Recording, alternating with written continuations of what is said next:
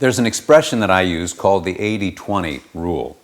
Many of us, watch Hollywood movies and we have this underlying feeling that our relationship should be 99% perfect.